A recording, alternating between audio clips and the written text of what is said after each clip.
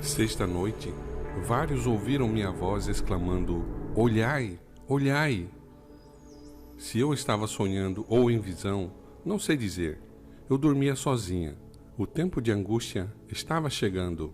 Vi nosso povo em grande angústia, chorando e orando, implorando as promessas seguras de Deus, enquanto os iníquos estavam ao nosso redor, zombando de nós e ameaçando nos destruir. Ridicularizavam nossa fraqueza, zombavam da pequenez de nossos números e nos provocavam com palavras calculadas para ferir profundamente.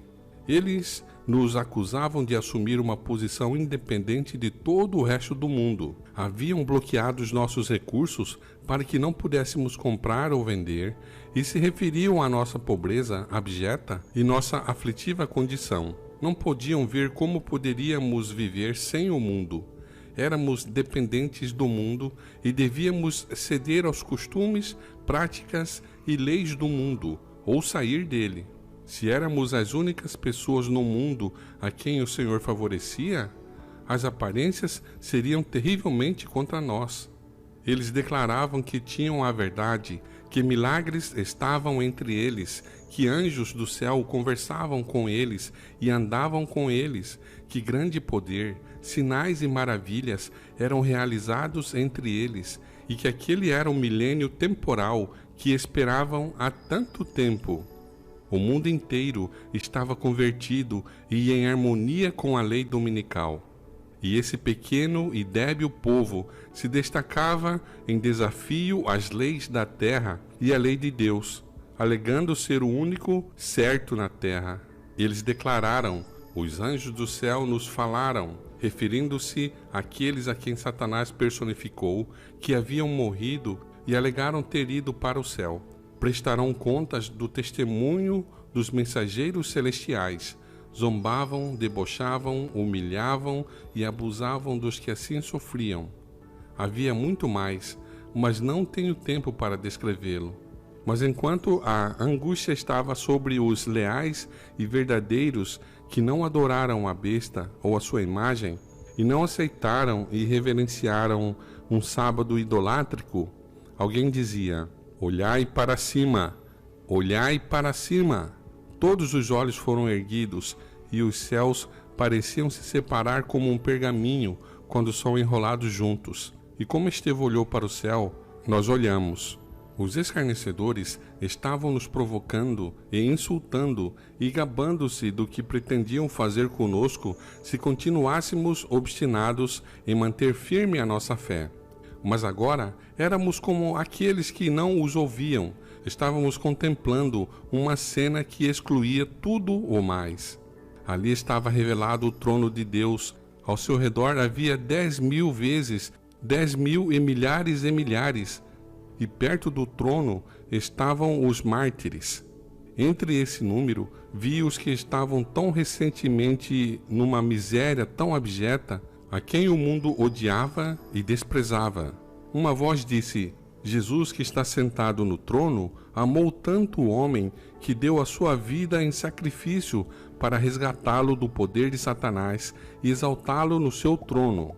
Aquele que está acima de todos os poderes, aquele que exerce a maior influência no céu e na terra, aquele a quem toda a alma é grata por todo o favor que recebeu, foi manso e humilde de disposição, santo, inofensivo e imaculado na vida. Ele foi obediente a todos os mandamentos de seu pai. A maldade encheu a terra e ela está contaminada pelos seus habitantes. Os altos lugares dos poderes da terra foram poluídos com corrupção e degradada idolatria, mas chegou o tempo em que a justiça receberá a palma da vitória e do triunfo. Os que foram considerados fracos e indignos pelo mundo, os que estavam indefesos contra a crueldade dos homens, serão vencedores, coroados e mais que vencedores. Eles estão diante do trono, desfrutando dos esplendores do dia eterno que dispensa o sol. Não como um grupo fraco e disperso a sofrer pelas paixões satânicas de um mundo rebelde, expressando os sentimentos, as doutrinas e os conselhos dos demônios. fortes e terríveis, se tornaram os mestres da iniquidade no mundo, sob o controle de Satanás. Mas forte é o Senhor Deus, que julga Babilônia. Os justos não têm mais nada a temer da força ou da fraude, desde que sejam leais e verdadeiros. Um mais poderoso do que o homem forte e armado está pronto para a sua defesa. Todo poder, grandeza e excelência de caráter serão dados àqueles que creram e permaneceram em defesa da verdade, levantando-se e defendendo firmemente as leis de Deus. Outro ser celestial exclamou com voz firme e musical: Eles saíram de grandes tribulações, andaram na fornalha ardente do mundo, aquecidos intensamente pelas paixões e caprichos dos homens que lhes impunham o culto à besta e à sua imagem, que os obrigariam a serem desleais ao Deus do céu.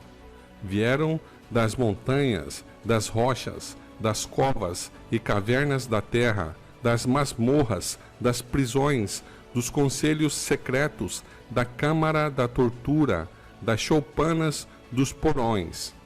Passaram por aflições dolorosas, em profunda abnegação e profunda decepção.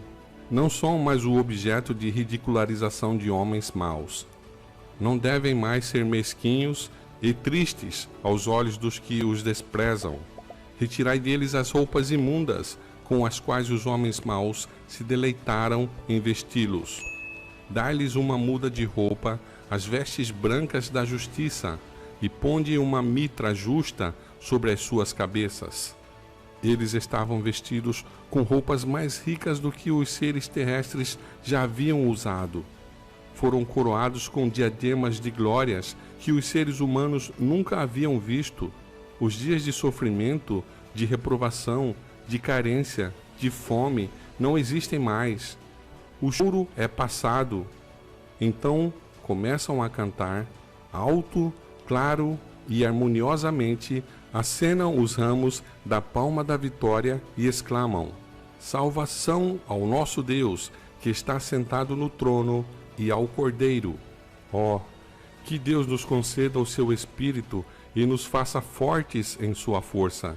Naquele grande dia de triunfo supremo e final, será visto que os justos eram fortes e que a maldade em todas as suas formas e com toda a sua prepotência era um fracasso e derrota fraca e miserável. Apegar-nos-emos a Jesus, confiaremos nele, buscaremos a sua graça e a sua grande salvação. Precisamos nos esconder em Jesus, pois ele é a nossa proteção da tempestade, uma ajuda presente em tempos de angústia. O Senhor te abençoe e te guarde. O Senhor faça resplandecer o seu rosto sobre ti e tenha misericórdia de ti. O Senhor levante o seu rosto sobre ti e te dê a paz.